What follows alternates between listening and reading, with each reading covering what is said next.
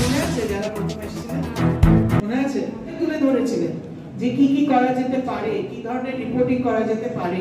তার মধ্যে ইমিউনাইজেশনও ছিল, তার মধ্যে শিশুর পুষ্টি ছিল, সেখানে স্বাস্থ্য ছিল, সেখানে বাল্য বিবাহ যে যে পর্যায়ে এখানে এখনো আছে সেইটা কি করে নির্মূল করা যায় সেটার একটা চেষ্টা।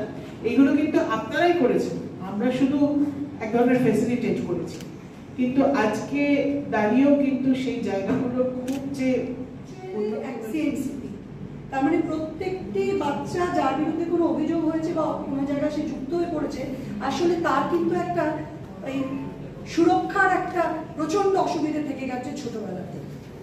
এটা শুধু কিন্তু ছোটদের জন্য প্রযোজ্য নয়, এটা বড়দের জন্য প্রযোজ্য।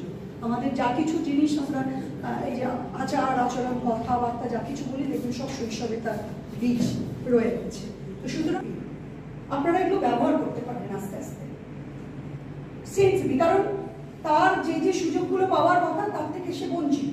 একটু সিএনসিপিটা কি বলে দাও। হ্যাঁ, সিএনসিপি লঞ্চ হয়েছে, সুতরাং আমাদের মনে হয়েছে যে ওনার এখানে থেকে যদি উনি আসতে পারেন এবং সেখান থেকে এগিয়ে গিয়ে কেন আমরা